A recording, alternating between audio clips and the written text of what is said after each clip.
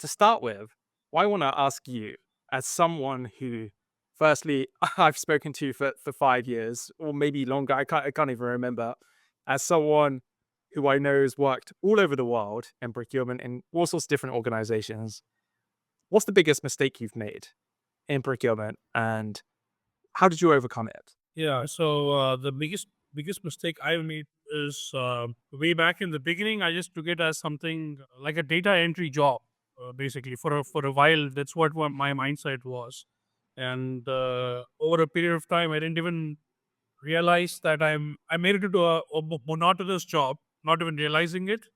Then I was fortunate to have a leader who showed me what happens behind just the requisition and the PO and the pushing and all of that, right? Because I came out of a kind of a call center background. Okay, call center gets very monotonous because you say, "Hi, I'm Kevin. How can I help you today?" You have a script, all of it done deal. Right? This seemed very exciting to me, but very soon it again died down because I felt it's. I got to requisition comes, I convert it to a PO, invoice is stuck, I got to get it paid. So it was defined steps, and it was a new service center that is getting set up in India, right? So they have a very standard process, and this is what you do. Mm. So I didn't know what the heck am I doing, but I was again feeling like I'm in a call center or whatever. But eventually, once I understood the behind of what is happening, then things got better. Then I started talking to the end user, collaborating with why the invoice is stuck, and then understand the overall process. And I think many people jump into procurement and jump out of it immediately, thinking it's boring or not so value added thing. And I'm glad I stuck around. And I'm glad there were problems because that's what kept me going. So I would say that's one of the biggest mistakes I did in the beginning, and thankfully I Yeah. pulled out of it. That's by the way, and I don't know if I've ever mentioned this to you, but prior to my very first commercial grad role in procurement, I was working in a call center for like a year doing call center sales as well. And when I got into procurement, I had gone from a world where in sales I had like scripts to follow, I had really clear targets, and it was chaos by the way still, and I absolutely hated it. But then I got into this procurement role, and there was nothing. There was no structure. There was no processes, and it was really boring in so many ways because it was so slow and people just. I kind of couldn't grasp what people were doing, and that first year and a half, I was like, God, I don't think I'm going to stick around. But I'm glad I kind of did. But it was a difficult one. Yep, that would have been my biggest mistake, Daniel, and I'm glad I pulled out of it. For me, what was happening is I was since it's a offshore service center that we were helping with. I was getting three different instructions. One category wanted the contract in one way, another one wanted in a different, the one wanted differently. And that was kind of killing me after over a period of time. And then we standardized it. Once we standardized it, it seemed like I don't have anything else to do. So I'm done with my work. And and then my boss kind of showed me the he's still my mentor, my guru. He's kind of showed me the path after that, and here I am still in procurement for after so many decades. Yeah, absolutely. And there's a good note on the power of finding a good mentor. My Yeah. my second question here, Kartik, a slight different take, but maybe not your biggest mistake, but can you think of a decision that was made and maybe by yourself or someone else or on a project and that outcome didn't quite land. It Mhm. didn't quite go so well. That procurement strategy that you wanted to deploy didn't go well. Can you maybe talk us through a scenario, a situation like that, or maybe just some of the lessons learned from some or multiple scenarios like that? So I'll tell you, whatever examples that are coming to my mind are maybe something where I something that happened with the client where I've been consulting with them or something like that, and Yeah. this it's been generalistically, Daniel, what I've seen in most scenarios is we as procurement or we as an organization or as individuals look at resolutions or solutions or issues in a very siloed manner, right? This kind of messes up a lot of things. And even though there have been many hints or many suggestions given, they've completely been ignored because you've never been hit with that brick before, right? And you have to be hit by the brick to start following it. So this particular one was, we have this generic SOW whenever we getting in a relationship with a client and we're consulting with them on a procurement transformation. And we usually tell them, do you have a server? Do you have enough people? Do you have the time? Do you have the money? All these are assumptions that you Very the important. client. Yeah, last one. And then they just ignore, they just sign it. Yeah, yeah, yeah. We need to get out of the project. And we got onto the project, and they had an old ERP, which we're trying to make it work to the new technology that's coming in the front end. And it's heavily customized. The process is heavily customized. And this was back in the day. It's so heavily customized that you need to do a lot of manual mapping in the middleware, and for that you need to have space and time allocations. And they didn't cater to it, and neither did they involve their IT teams. So one is the stakeholders being involved, right? And from us, we just took the word of the client saying that, yeah, they said they're okay, they've done it, so they must have done their due diligence. So Yeah. since then, I ensure that even though the customer or the sponsor or somebody say, yeah, yeah, I've spoken to the IT guys, I've spoken to the legal guys or whatever, I still get on at least one meeting to talk about what I expect from them, regardless of the client's telling yes or no, because that pushed my project back by another close to 4 to 6 months, because they had to procure a server, they had to bring the stakeholders back on track, and then basically I didn't get paid because of that delayed milestone or whatever may be the case. It seems very simple, but if you miss the basics, and you cannot just go by the word that a client might have said. He thinks he's spoken to them. He thinks they're on board, but he might or might not have spoken. So you need to do your due diligence as well as a consultant if you're doing a project. And I think the same applies to procurement folks as well. So I've faced this kind of an issue is because I ensure that I over involve people to the extent that they say, Karthik, I know I'm fine with it.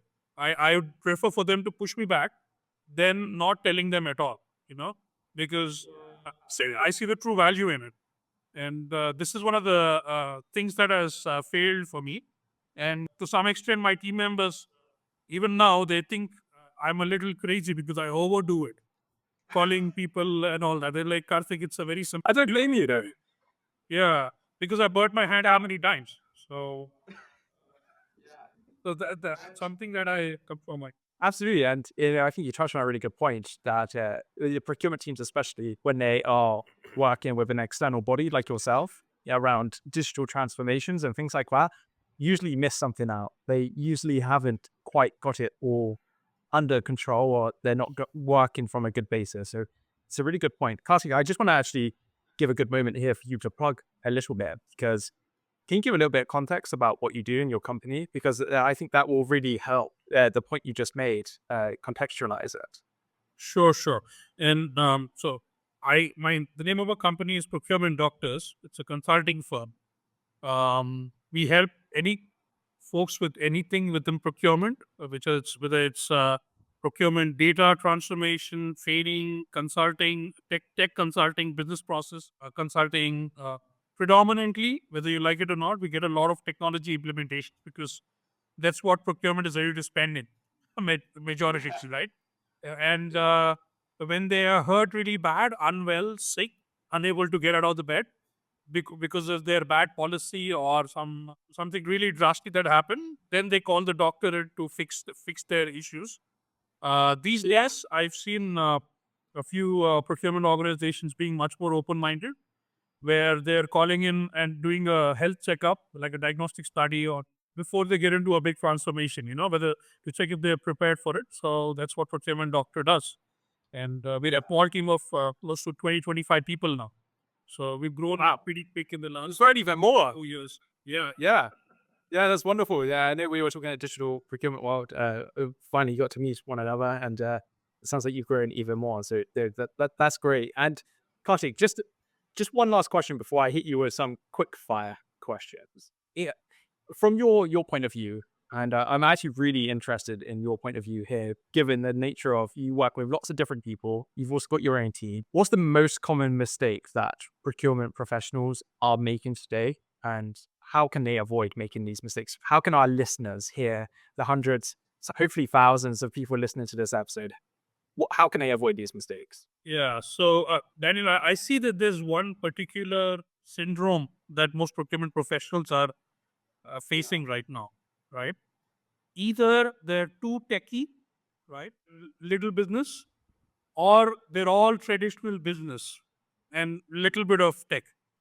And with the latest advancements in the technology and the digitization space, right, we need to have the right mix. I doubt there are many professionals who has the right mix or are ready to get in that right mix. Either they are people who are edging towards becoming a data scientist or a prompt engineer, getting out of procurement, right?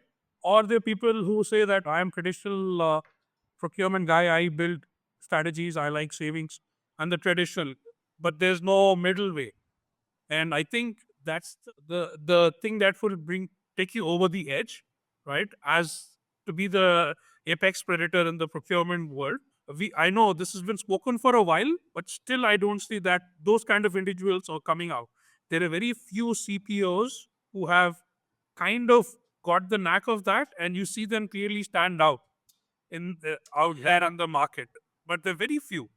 We still have most of them are the suited and the tie guys who've been there for a long time.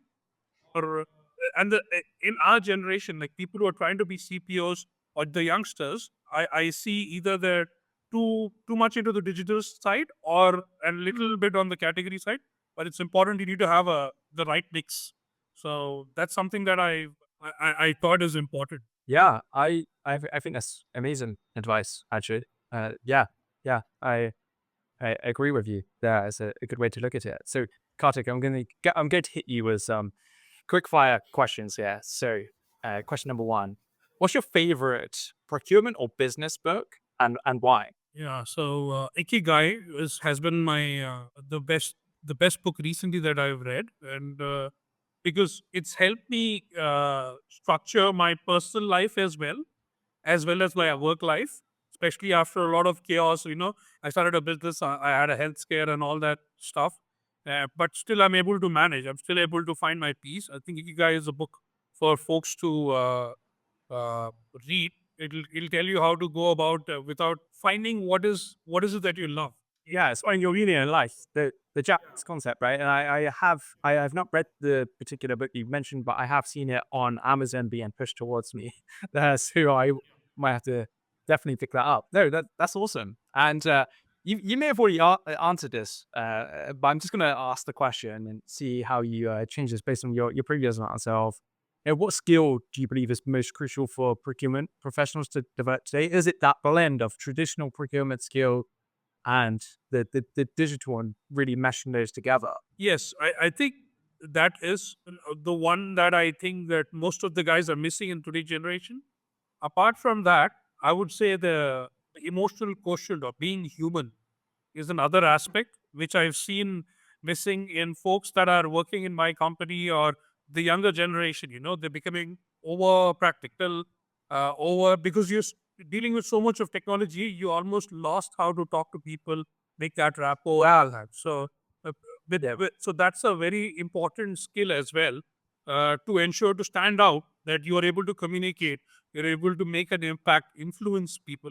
Because a lot of our work in procurement is that as well, whether you like it or not, how much ever advancements in technology, whatever may be the case, still there is a human element whether it comes to negotiation or whatever may be the case, strategic decision, whether the risk management, all these things, it has to be human. So ensure to nurture your human side as well. And the younger generation that I'm seeing is, and now I'm not typecasting, but this is what I've seen predominantly. There's less and less of emotional quotient on that side. So that's something that we need to work on for sure. Yeah, I agree as well, and I would almost say that I've noticed I've been working remote now for I can't remember how long, over 4.5 years or something like that. And as soon as I have to meet people in person again, which is good, I'm always like, oh, I feel super rusty. This used to be so natural. You know, I used to go visit suppliers and go on sites and talk to all sorts of people, and it was so effortless. And it really does feel like a skill that needs practice to hone in on. So yeah, yeah, no, I really like that. Kartik, question 3 here. What's your favorite procurement event or conference? Oh, DPW. You've been going to a few. DPW in the Amsterdam one, right? Yeah, that was wild. Yeah. That, I just loved it. It's I know you get rusty, right? That is they give in 2 or 3 days. First day you're rusty, second day you're in the game, and it's amazing. I got to meet a lot of lovely friends such as you, Tom, everyone else at the event, and yeah, it was like a party. So you didn't feel like you're learning. yeah, it was. I'm with you, and it was nice grabbing dinner with you one of the nights, and just having some good conversation as well, which is always good. I think this question might be a really cool one, especially given the fact that you have a mentor of sorts. What's the best piece of advice you've ever received in your procurement career? So this is the same mentor, Banyan, and I think it's across the world. Back in the day, India still has a big attrition problem. People don't stick along for a long time. And I think parts of the US, Europe, back in the day, like 10, 15 years or 10, 15 years ago, they used to not quit their jobs at all. They used to stick around for a long Yeah, time. that's right. But in India, people keep doing a lot of job hopping, and it's a big problem now. Now I understand the pain being an entrepreneur, running my own team. Uh, I understand the pain and all that. So he told a wonderful statement. He told folks need to think about growing in breadth, not in length. First grow in breadth, make your trunk thick enough so that you can grow in length. So how can I grow in breadth? The Just T-shape. get that proper trunk offered free, and then you will grow straight up, no matter whether you like it or you don't like it. You have to grow. That's the natural Yeah, progression. I like that analogy. That's that's super interesting, Kartik. I may have to steal that and write about that. The And tree is such a good visual. I love that. that's right. So he explained this to a crowd of, I think, 60, 70 people. And I'm sure the attrition went down after hearing him say that. And that's when I moved from being the tactical procurement guy into understanding the domain. I told I need a category because the category expertise and all that was growing me in breadth. That's where I started doing the environmental services, professional services, and all that. Before that, it was very transactional, tactical stuff. And this guy pushed me into this more strategic, more fun work. Yeah. No, that's amazing. I'm so happy that we asked that question. And I'm actually just here for our very last question, Kartik. This has been wonderful chatting to you. You're always full of a lot of wisdom, and I'm on the search for people like yourself, maybe to interview or just to point our listeners in their direction. So, who's a thought leader, an expert in the procurement space that you would highly recommend people connect with? This doesn't have to be on LinkedIn, right? We can move away from the digital world of LinkedIn there, but who are some people that you think could do really cool stuff in this space? Maybe people on your team that Yeah, there are people. So the mentor that I keep referring to, this guy is not on LinkedIn. He's more so a personal relationship. I would love for him to meet people, but he hardly meets me as well because such a tough guy to catch, right? yeah, I do. That sounds ideal, by the way, not being on LinkedIn. There are many people like that, Daniel, that we don't even know that have years of experience, such great minds, such wonderful experiences. But what can we do? For me, the person that I look up to is Eloise Epstein. I've been Yeah, following her for a while. I was fortunate to speak to her a couple of times on the phone as well as at DPW. Similarly, I have different mentors for different things depending on what I am doing right now in my world. So I'm also following a few. One of my favorite mentors is the Tatas, Ratan Tata. So I like the way he runs his organization or his cultural values or whatever may be the case. So I try to drive that as a leader within my company as well. His vision, yeah, or this whatever he brings to the table. So it's not necessarily procurement, but Ratan Tata is a guy you could read about him, understand a lot of stuff. So from him, as well. So these are the two people that I look up. Within procurement, it's Eloise, and there are many more, but she's her name comes to my mind right now. Yeah, yeah, no, absolutely. Really good recommendations. We actually had Eloise on season one as well. And we kind of deep dived into why she hates ERPs and some other things. So it's always good fun talking to Eloise. Excellent, Karthik. This has been incredible. I love talking to you. We should do some more of this in the future. But I just want to say I appreciate you. And yeah, thanks for coming on here. Thank you so much, Dan. It's a pleasure meeting you.